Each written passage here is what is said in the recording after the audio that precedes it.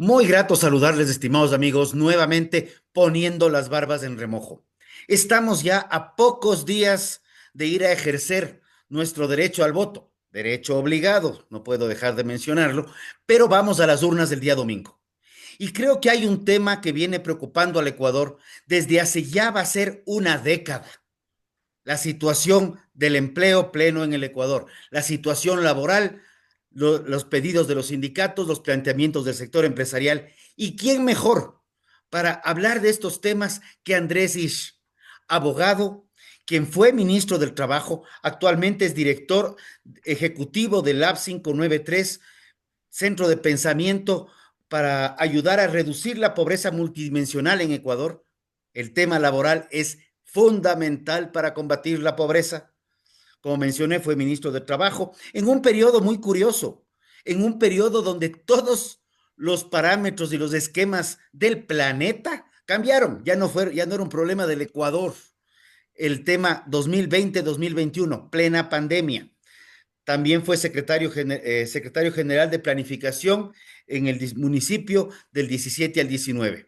Pero qué mejor que Andrés para que nos diga: necesitamos una reforma laboral, necesitamos votar el código al trabajo. Y Andrés, dándote la bienvenida, quiero hacerte la primera pregunta.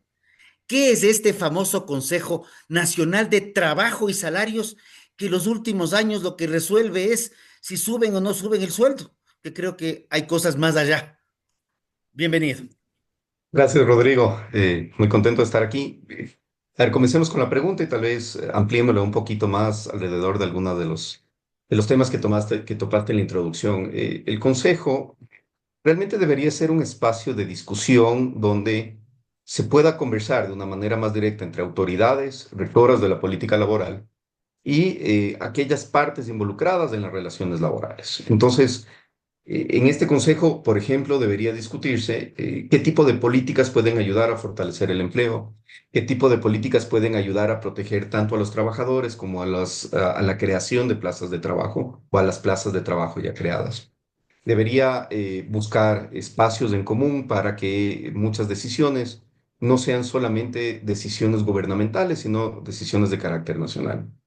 Lamentablemente esto no ha pasado y no ha pasado no solamente en esta época, esa ha sido una condición general del Consejo bastante histórica porque como está concepcionada o conceptualizada, perdón, la conformación del Consejo realmente nos enfrenta a dos posiciones antagónicas o que parecerían antagónicas cuando no deberían ser. Entonces, por un lado tienes un número de miembros que representan a los sindicatos, a las organizaciones sindicales del país y gremiales, y por otro lado tienes representantes del sector empresarial, de los empleadores, pero olvidándonos de una gran porción que no está representada ahí, que son las personas que no tienen trabajo, las personas que tienen trabajo, pero es un trabajo informal y por lo tanto no tienen una representación gremial, quienes a pesar de tener trabajo no se sienten representados por los gremios sindicales, sino que tienen una manera de pensar más distinta. Y también por empleadores que no son empleadores que tienen una representación tan marcada en las cámaras.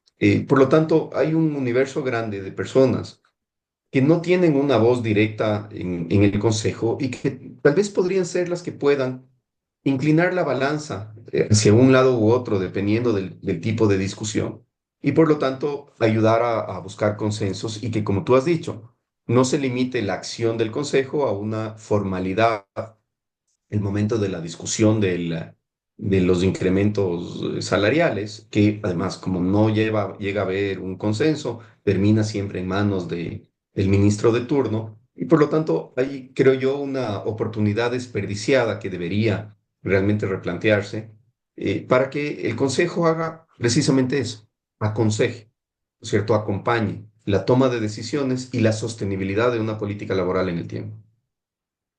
Excelente. Y creo, y tuvimos el gusto de compartir en el consejo. Yo era representante de empleador, tú estabas como ministro, y curiosamente, previo a la pandemia, y aquí yo te pido porque quiero entrar a lo que sucedió en pandemia. Previo a la pandemia, el 2019, se dio algo que fue curioso. Más allá de que no llegamos a un acuerdo en materia salarial, El Consejo sí trabajó. Ese 2019 el Consejo trabajó, igual que trabajó el 20, de manera virtual. En el 19 se trabajaron y recuerdo que había un pliego de cuestionamientos y peticiones, podré decir, habrá habido 80, 90, 100 pedidos de cada lado. Sin embargo, pudimos llegar a acuerdos y plantear soluciones en 5 puntos. Ujú. ¿Qué nos puedes comentar sobre eso? ¿Estos 5 puntos fueron considerados posteriormente o quedaron bueno, nosotros llamamos letra escrita aquí en el campo para cuando hablamos de un contrato? Si está letra escrita, queda en plan, queda en firme, y si no es letra escrita, ya mejor ni hablar. Hubo, hubo, creo yo, una mala coincidencia, porque en el 2019, esto fue antes de que yo entre al ministerio, en efecto hubo varios puntos de consenso en el Consejo. Y esos puntos creo que hubiesen podido hacer reformas importantes al Código del Trabajo, trasladándose a la Asamblea, porque todavía en ese momento, a comienzos y mediados del 2019, había un espacio de colaboración entre la Asamblea y el Ejecutivo de ese momento que vino después, el paro de octubre. Y ese paro de octubre cambió muchísimas de las dinámicas políticas. La Asamblea lamentablemente pasó a tener una actitud muchísimo más confrontativa. Varios actores políticos entendieron que en la confrontación podía haber una victoria electoral de cara a las elecciones del 2021. Se cambiaron algunas fuerzas. Se generó además muchísima, creería yo, muchísima desconfianza entre actores políticos que hasta ese momento habían tenido una conversación un poco más madura. Y las reformas planteadas o los acuerdos, porque no llegaban a ser reformas todavía, no tenían aún una estructura muy delimitada, pero los conceptos que se habían acordado en el Consejo quedaron un poco en el olvido. Y yo recuerdo que en 2021 hicimos un ejercicio para incorporar nuevas voces a través de unos espacios que les llamamos Juntos por el Trabajo. Ahí participaban jóvenes innovadores, participaban desempleados, participaban personas que habían quebrado durante la pandemia y que nos contaban sus experiencias de qué les hubiera podido ayudar a mantener sus negocios y no tener que despedir gente. Eh, y eso se recogió. Tuvimos conversaciones informales con los miembros del Consejo. En las reuniones con el Consejo también tuvimos algunas discusiones conceptuales, pero lamentablemente ya este tiempo estuvo muy marcado por toda la agitación y preocupaciones de la pandemia, la crisis económica gigantesca que vivimos y el proceso electoral del 2021.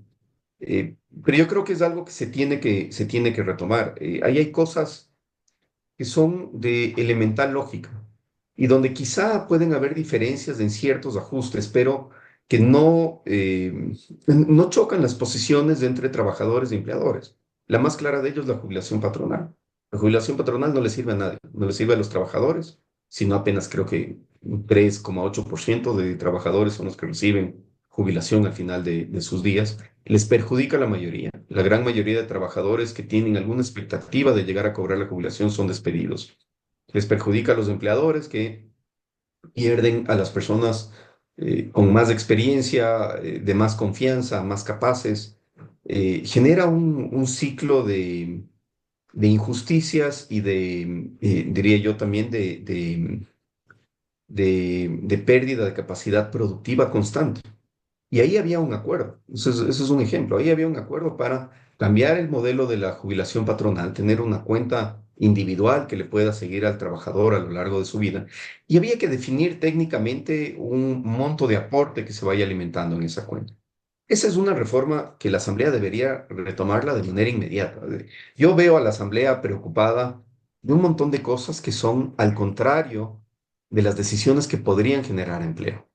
La Asamblea está muy preocupada en generar estabilidad reforzada.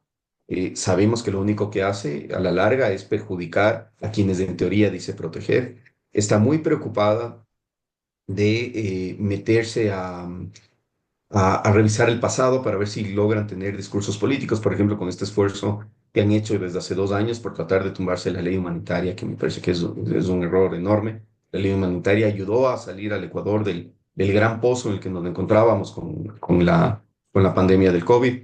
Y es una ley que, si es que el día de mañana tenemos cualquier otro evento catastrófico va a estar ahí para dar una mano.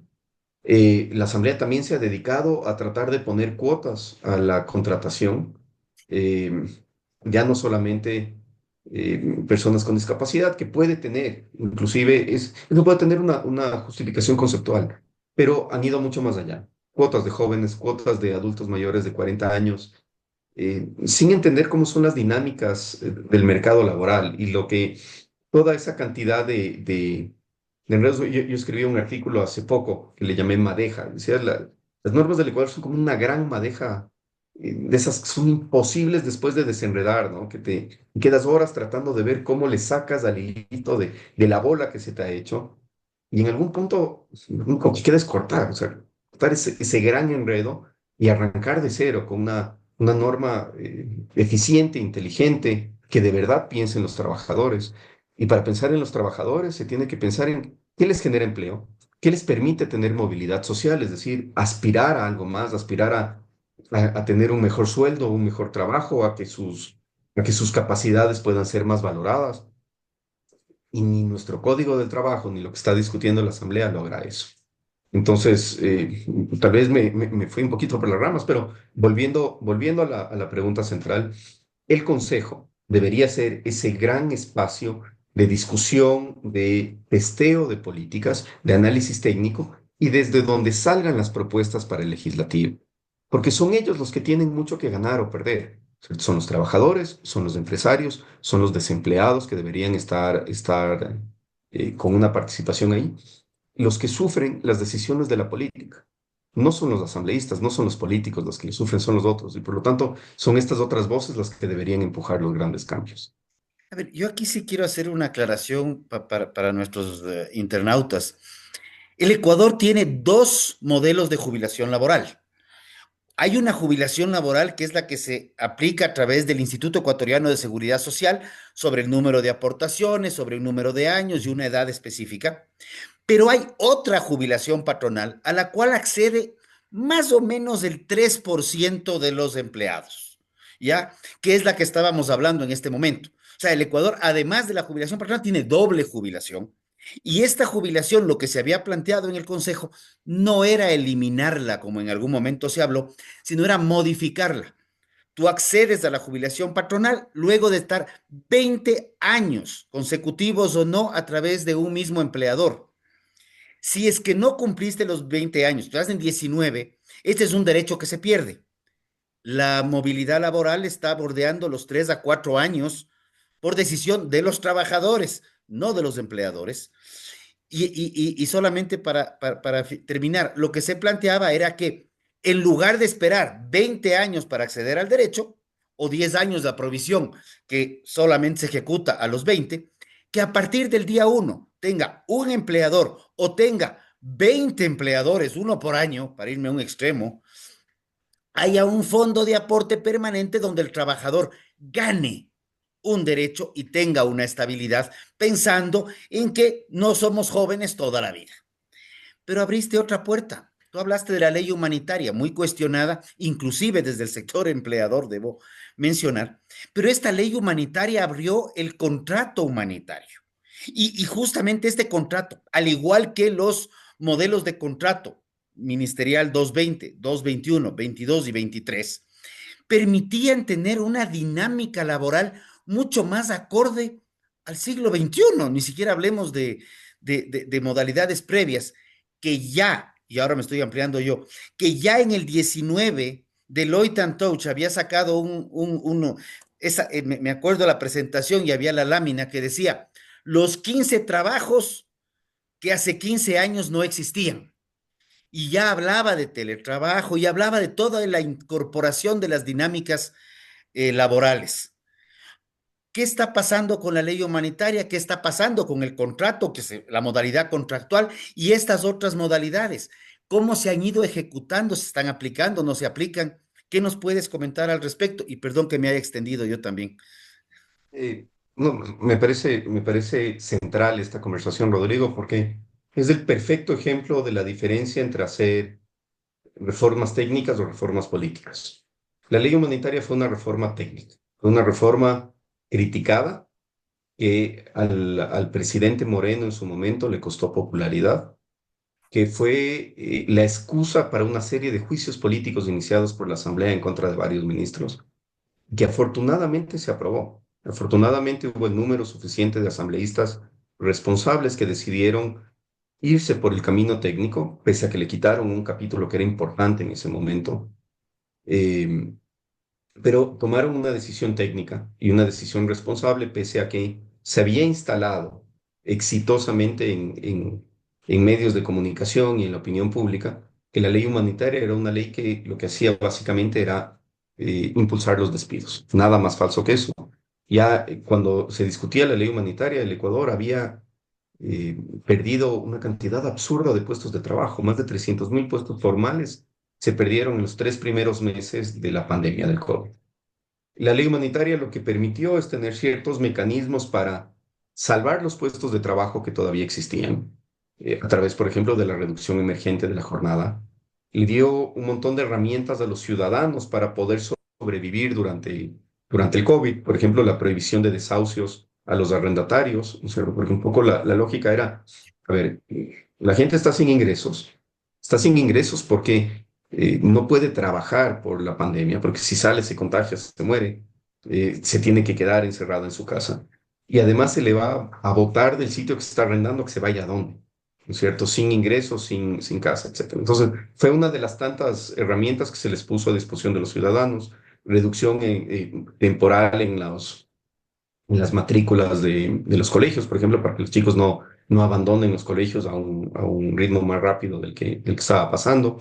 Y en materia laboral, se pensó también cómo podemos incentivar para que se pueda volver a contratar a muchas de las personas que se han quedado sin empleo durante este tiempo. Y se planteó ahí el contrato emergente. El contrato emergente, básicamente, lo que decía es que por condiciones de emergencia nacional o en este caso, la pandemia, pero podría aplicarse, por ejemplo, si hay un gran terremoto, si es que hay algo como lo que pasó en Manabí en el año 2016, si es que tenemos eh, no sé, una enorme sequía en algún lugar que quiebre muchos de los negocios agrícolas. Apagones de 12 a 14 horas diarias. No necesariamente, pero habría que ver si para la empresa en particular califica eso como una emergencia grave, una crisis grave. Pero es una norma flexible que permite que la economía se vaya adaptando y vaya encontrando soluciones a cosas inesperadas. Entonces, el contrato emergente lo que permitía era contratar a personas con un periodo fijo, que ese periodo fijo pueda aumentarse de común acuerdo, ¿no es cierto? Puede ser máximo un año, prorrogable a 2, y además con algunas facilidades para acomodar horarios y acomodar ocupaciones. ¿Qué fue lo que produjo esto? Bueno, produjo que las empresas vuelvan a contratar. Las empresas no podían darse el lujo de contratar a julio del 2020, cuando se aprobó la ley humanitaria, porque, o a junio del 2020, perdón, porque no podían saber qué es lo que iba a pasar en los siguientes meses y quedarse con contratos indefinidos podía ser imposible de costear para estas empresas. Entonces las empresas no contrataban, simplemente estaban en modo de supervivencia. A partir del contrato emergente y de otros acuerdos ministeriales que sacamos en ese año, que fueron sumamente efectivos, las empresas volvieron a contratar. Entonces, no es que se precarizó el trabajo, no es que a una persona que tenía estabilidad se le cambiaron las reglas del juego y se le pusieron otras, sino que las personas que estaban desempleadas, que no tenían con qué comer, comenzaron a tener nuevamente fuentes de empleo. Y fue interesante porque lo que nos dicen los números es que si bien hubo una caída muy fuerte del empleo en los primeros meses de la pandemia, a partir de la ley humanitaria y de los acuerdos ministeriales que la implementaron y que permitieron las nuevas modalidades, esto se comenzó a recuperar. Y para finales del año 2020, que seguíamos en crisis, que seguíamos con COVID, ya el empleo estaba acercándose a los niveles prepandemia. No llegamos nunca a igualarnos al 2019. La crisis había sido muy fuerte, pero frenamos la caída y comenzamos una recuperación. Y hay estudios hechos por el BID en relación a las modalidades contractuales que salieron durante el 2020, que demuestran que no solamente se prefirieron esas modalidades al contrato ordinario, sino que crearon puestos de trabajo que no se hubieran creado si es que no hubieran habido esas modalidades.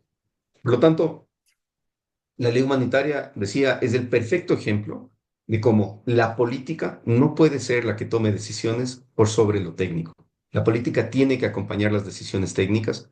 Hay suficiente información en el mundo para saber qué funciona y qué no funciona para crear empleo. El empleo no se crea por decreto, no se crea por reglas.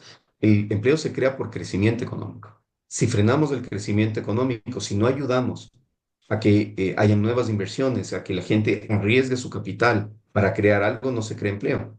Y el empleo no se sostiene tampoco por decreto.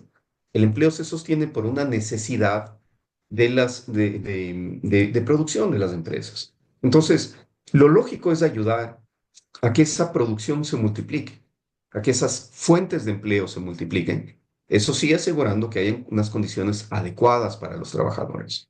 Pero no son incompatibles, no son opuestas los derechos de los trabajadores a las expectativas de las empresas. Son absolutamente complementarias.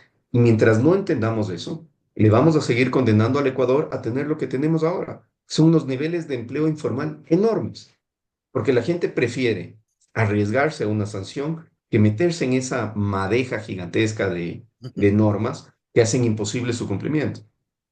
Una de las mayores trabas a la contratación son los altísimos costos y procesos para la desvinculación. Y solamente para poner números, en el 2014 teníamos un 49,6 de empleo pleno en el Ecuador. Se aprobó la famosa, la llamada Ley de Justicia Laboral y bajamos al 46. Prepandemia tuvimos en diciembre del 19, tuvimos el 38 y pico por ciento de empleo pleno. Para el 20, si la memoria no me falla, teníamos el 32% de empleo pleno. Actualmente estamos peleando el 35. O sea, que todavía estamos lejos de los espacios prepandémicos. Y con un tema adicional, la pandemia también nos enseñó a trabajar con otras herramientas como inteligencia artificial, automatización de procesos, incluso hay empresas que implementaron sistemas de robotización. Entonces, ahí esto, ¿por qué satanizamos cuando ya tenemos evidencia plena? O sea, 21, 22, 23 y 24, ya tenemos cifras de estos 3 años consolidadas. No incluyo inclusive los 6 meses del 19, del 20, perdón, que es evidente, la caída era en caída libre, frenó y comenzó a subir el empleo. ¿Por qué seguimos satanizando estas modalidades contractuales, la ley humanitaria o el contrato emergente, que son buenos, han dado señales claras que son buenos? O sea, no entiendo. Porque son un buen negocio político. Esa es la única razón. Y es un buen negocio político porque lamentablemente las voces de la política laboral han estado históricamente muy restringidas a unos pocos actores. Creo que hay un mea culpa que tienen que hacer los empleadores, y es que no han sido capaces de transmitir con sensibilidad la realidad de los efectos de las decisiones de política laboral, los positivos y los negativos. Creo que ha sido un discurso que se ha quedado en las élites, que se ha quedado en ciertos medios tradicionales de comunicación, pero no han sido capaces de explicarle al ciudadano cuál es el camino que puede generarle una real expectativa de mejorar su situación personal. Mientras que por el otro lado, ha habido muchísima efectividad, muchísima poesía alrededor de la miseria. Y esa poesía generada alrededor de la miseria vende vende socialmente y vende políticamente. Entonces, los políticos, que en su gran mayoría no son líderes y no son seguidores, se trepan a estas olas de discursos vacíos, se trepan a estas olas de aprovechar una real frustración y un real dolor de la situación económica de la gran mayoría de gente en este país que tiene unas condiciones complicadas, y con eso hacen una carrera y un discurso político. Porque a la mayoría de esos políticos no les importa el resultado, les importa su reelección, les importa su vigencia personal. Entonces, hay un espacio que tiene que ser llenado por voces serias, voces responsables y voces que al mismo tiempo tengan la suficiente sensibilidad para ponerse en los zapatos de los grandes dolientes, de la gente que está en situación de pobreza y de extrema pobreza, que, ojo, de acuerdo a las cifras que tenemos en el Ecuador, estas esta pobreza y extrema pobreza son quienes ni siquiera llegan a tener un salario básico. Los que tienen un salario básico están mejor que la mayoría. No es que están bien, pero están mejor que la mayoría. Pero cuando hablamos de personas que sobreviven con $40 al mes, entendemos que el problema es muchísimo más grave que la discusión de si subo 5, 3 o $4 de un año para otro en el salario básico. El gran desafío es cómo les doy a esas personas que sobreviven con $40 mensuales una real posibilidad de tener un empleo y que ese empleo al menos cubra una canasta básica. Entonces, esas conversaciones se tienen que dar, Rodrigo, porque si es que seguimos dejando que las mismas voces que defienden un status quo, porque es un buen negocio, que sea un buen negocio político, inclusive un buen negocio económico, para algunos, ¿no es cierto?, que están metidos en esto, sean los que marquen la agenda, va a ser imposible que la clase política se vea obligada a tomar decisiones en otro sentido. Pero me estás hablando, y voy a parafrasear ahorita de alguna manera a Agustín Laje. Agustín Laje dice, y haciendo referencia a las izquierdas y las derechas, como la lucha de clases, que al final del día trabajadores y empleadores la replicamos, es las derechas, las izquierdas cuentan cuentos y las izquierdas y las derechas cuentan cuentas. Y la gente lo que quiere escuchar son los cuentos. Y eso en parte es tratar de llegar a la sensibilidad, o sea, tenemos que estar sustentados en cuentas porque eso es lo que es la economía real, pero tenemos que contarlas, y utilizo tus palabras ahí, en cambio, hay que contarlas con la sensibilidad que amerita para poder entender que esta dinámica no es de lucha, sino por el contrario, el trabajador y el empleador son absolutamente complementarios. Y complemento con algo más. Yo hacía referencia al 32% en el 20 y al 35% en el 24 de empleo. También esto nos prueba algo. Subir salarios de manera irresponsable no crea empleo. De hecho, puede hasta perjudicar la creación de empleo, porque los dos incrementos de $25 que se dieron en el gobierno antepasado no generaron más empleo. Más bien, este año hemos visto algo inédito lo voy a decir con mucha preocupación. Vemos que las cifras de enero, perdón, las cifras de diciembre son inferiores a las cifras de noviembre, cuando diciembre es un mes que naturalmente se contrata ocasionalmente para los temas de Navidad y todo el comercio que se mueve. O sea, lo que estamos viviendo ya es, como dicen algunos, harto preocupante. ¿Qué crees Bueno, que se puede hacer? la crisis energética explica mucho de lo de diciembre, ¿no? Ahí tienes un periodo sui generis que afectó muchísimo el bolsillo, por lo tanto afectó muchísimo el consumo. Quisiera volver a el comentario que hiciste sobre el dicho del AGE. Yo no comparto esa posición. O sea, me parece sumamente cómodo echarle la culpa al ciudadano que pasa todo el día con la cabeza en cómo sobrevivir, el que no entienda las decisiones de política pública.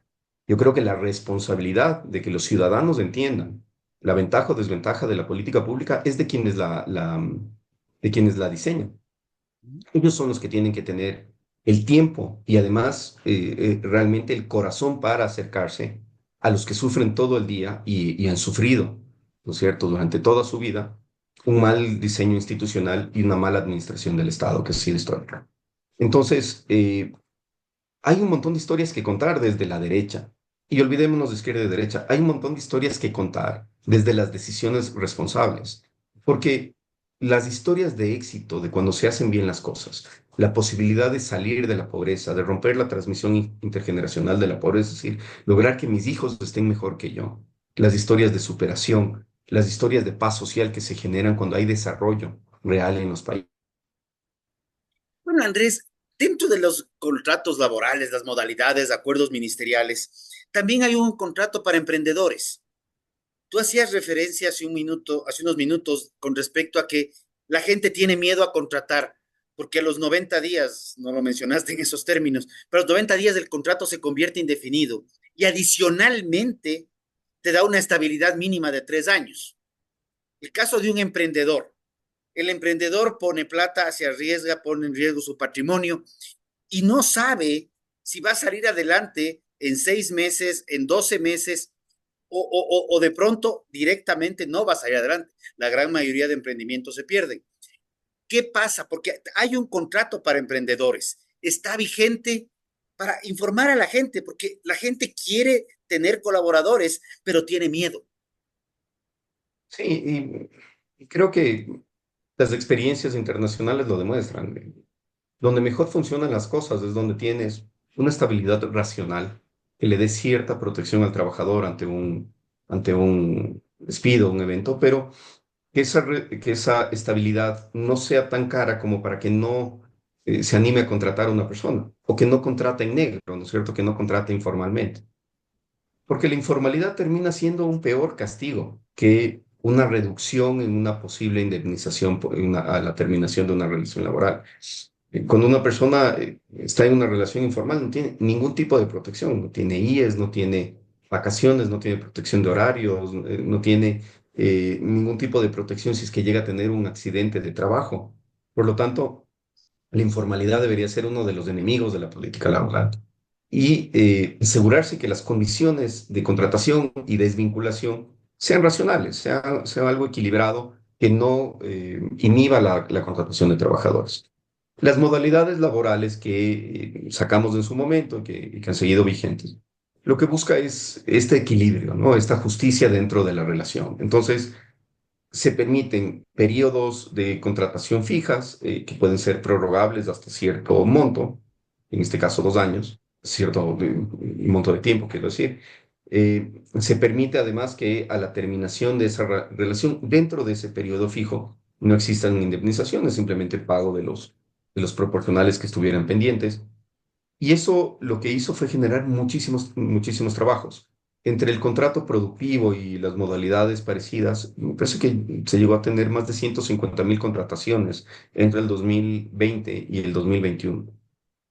El contrato de emprendimiento es una modalidad que va en esa línea y lo que busca el contrato de emprendimiento es anclarse a la ley de emprendimiento que se aprobó en el 2000, no recuerdo si fue en el 2021, a comienzos del 2021 finales del 2020 para que los emprendedores, que además no es cualquier persona, es una persona que pasa por un proceso, inclusive con el Ministerio de la Producción, tenga una ventana un poco más grande de tiempo para la contratación, para ver si es que el negocio camina o no. Y esto es a conveniencia de todo el mundo, porque es la posibilidad de invertir, de arriesgar, ¿no es cierto?, recursos para generar fuentes de trabajo y que ojalá sean exitosas esos negocios, esos emprendimientos, y que esas plazas de trabajo se conviertan en plazas permanentes, ya asentadas en la economía, y que las personas puedan construir en conjunto un futuro. Los trabajadores tienen que ser socios del éxito de las empresas, pero también tienen que entender que son parte del fracaso de las empresas en el sentido de no están absortos de los efectos de ese fracaso, ¿sí? Y por lo tanto ese equilibrio es sumamente importante. Yo instaría a todo el mundo a revisar las modalidades contractuales que se tienen para que se animen a ampliar las plazas de trabajo. Hay cosas que no se utilizan y que deberían aprovecharse. Los incentivos de la ley de economía violeta, por ejemplo, fue otra de las cosas que impulsamos con muchísima fuerza. Esos incentivos le dan dinero a los empleadores cuando contratan mujeres y son contratos incrementales en el número de plazas de trabajo, porque al final son deducciones muy importantes de impuestos. Entonces es como que el Estado le estuviera dando una parte del sueldo de esas mujeres que contratan por arriba del promedio de empleadores. Es importante que se conozca, es importante que se aprovechen las herramientas, pero además que se evalúen.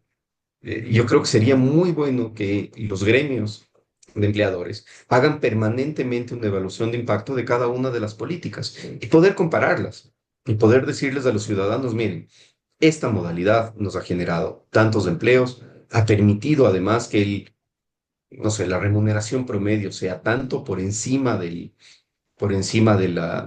salario básico, mientras que esta otra modalidad nos está atando y no está generando ni empleo ni posibilidades de crecimiento.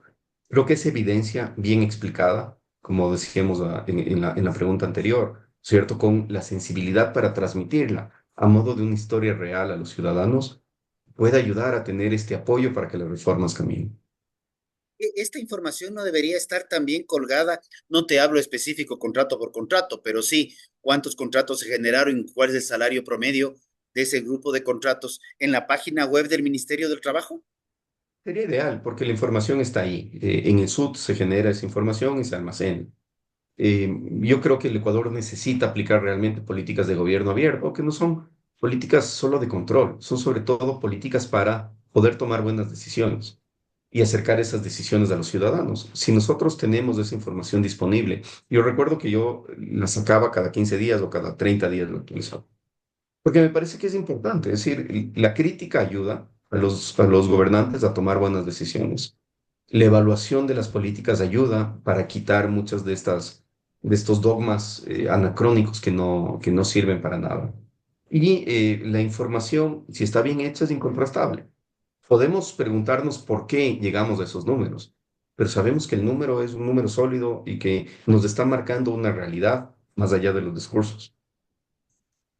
Completamente de acuerdo. La información generada por las instituciones actoras debe ser contrastada y debe ser corroborada, inclusive cruzada con el caso de la institución que lleva las estadísticas y censos, porque esa es la mejor alternativa para tener una data lo más confiable posible.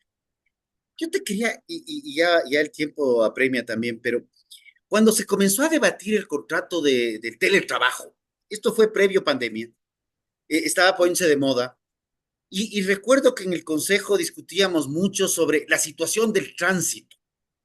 Y el teletrabajo era una suerte para que la gente se quede en su casa, pero trabaje desde su casa en el mismo horario, misma jornada, exactamente igual que desde que estando en la oficina, pero que no vaya a la oficina para mitigar el efecto del tránsito. ¿El teletrabajo tiene que ver con algo así? O tiene algo, o es mucho más allá de eso? Porque creo que es algo que tampoco está totalmente transparentado o clarificado hacia la gente. Yo creo, Rodrigo, que ha cambiado, es muy dinámico. Es decir, la irrupción de la tecnología nos ha cambiado la vida a todos a una velocidad que no terminamos de entender. Esos cambios son positivos en algunas cosas, son negativos en otras. El teletrabajo pre-pandemia, si nos vamos quizá al año 2015, donde ya había suficiente conectividad, ¿no es cierto? Suficientes smartphones y además comenzaban a haber ciertas aplicaciones como esta, ¿no es cierto?, para comunicarnos en tiempo real. El teletrabajo se pensaba sobre todo para ciertos servicios remotos. Entonces, la primera conversación era, ok, los call centers, quienes hacían ventas telefónicas podían trabajar desde su casa y no afectaba en nada la productividad. Llegamos a la pandemia y nos encontramos con el teletrabajo como una herramienta de sanidad. ¿No es cierto? No nos enfermemos, quedémonos en la casa, no nos contagiemos con la información que teníamos en ese momento. Y por lo tanto el teletrabajo nos protege, nos evita el terminar en una cosa grave. Pero después del teletrabajo se convierte en una herramienta de eficiencia. Entonces, yo puedo reducir costos de arriendo, de espacios, de movilización, y puedo redireccionar esos recursos a productividad. Y la gente puede estar muy contenta en su casa trabajando desde ahí sin tener que moverse, sin el costo de la gasolina, de los pasajes, ¿no? Pero ahora nos damos cuenta que esa no es toda la historia. La historia también es que hay unas estructuras familiares y sociales que son muy complejas, que no se pueden ignorar. No solamente es del acceso a conectividad, no solamente es del tener una computadora y tener internet, es también cómo viven las personas, ¿no es cierto? Si una persona vive en una casa de un dormitorio o no tiene un espacio separado, es muy difícil teletrabajar. Si tienes a tus niños corriendo y gritando encima tuyo, si es que tienen. Entonces, creo que el teletrabajo nos presenta ahora otros desafíos y es cómo hacemos unas estructuras empresariales más justas, donde hombres y mujeres, porque ahí hay una diferencia muy grande, las mujeres tienen una carga sumamente pesada y con el teletrabajo a veces se agrava al quedarse en la casa, cómo esas estructuras nos ayudan a repartir tareas domésticas, nos ayudan a que el talento de las personas realmente pueda ser aprovechado y desplegado a plenitud y en lugar de ser constreñido. Creo que el teletrabajo también nos ha demostrado que la conexión humana es tan importante como la conexión informática. Y los equipos de trabajo tienen que estar cerca. La creatividad, la innovación nace del intercambio de ideas y a través de la pantalla es difícil hacerlo. Yo soy mucho más tendiente ahora a pensar en modelos híbridos, donde las personas trabajen ciertos días presencialmente, ciertos días virtualmente, donde se tenga mucho más libertad para que los trabajadores puedan escoger lo que les conviene. Hay muchos trabajadores que prefieren estar en las oficinas porque realmente ahí se pueden concentrar, porque en sus casas tienen otros desafíos que no son manejables. Eh, entonces, me parece que estamos todavía en pañales en la definición de qué es lo que funciona. Pero creo que hay que volver a la primera pregunta de todas para responderte esto. Y es, el derecho no puede limitar a la productividad. Tiene que ser un aliado.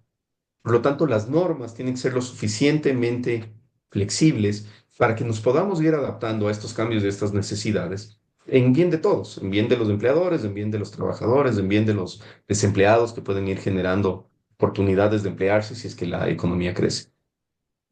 O sea, tú has mencionado una palabra que a mí en lo personal me encanta, es libertad. Tener la libertad de llegar a un acuerdo entre el trabajador y empleador, tener la libertad en definir cómo queremos trabajar, tener la libertad en si queremos trabajar de lunes a jueves 10 horas diarias o queremos trabajar de lunes a sábado 5 horas Ujú, diarias y completar un par de horas, o 6 horas diarias y completar con 5 el sábado. Creo que son ujú. temas que, o 5 jornadas o 6 jornadas, indistinto qué día sea. Creo que esos Ujú. son temas que hay que debatirlos. Y como última pregunta, ¿necesitamos rehacer el código del trabajo o con algunas reformas puntuales podríamos subsanar la problemática laboral? Yo creo que sería mucho más fácil hacerlo de cero. Es mucho más difícil desde lo político, pero creo que es más fácil hacerlo de cero. Ahora, ciertas reformas puntuales creo que ayudarían mucho. Una de esas, la facilidad para terminar la relación laboral de una manera justa. No estoy hablando de gratuidad. Yo creo que tiene que haber un nivel de indemnización, pero que sea de una manera justa porque eso está afectando a los desempleados. Está afectando muy gravemente a los desempleados. Creo que hay que reformar la jubilación patronal de manera urgente. Es un perverso incentivo al despido, la jubilación patronal, como está planteada. Creo que hay que incorporar en el Código del Trabajo los elementos que se ha visto que han funcionado de las modalidades contractuales. Plazo fijo, capacidad de pactar jornadas y horarios sin exceder los máximos, ¿sí? Creo que hay que también replantear muy seriamente la función de los inspectores del trabajo. Los inspectores del trabajo no ayudan a proteger derechos. Los inspectores ayudan a fomentar la informalidad.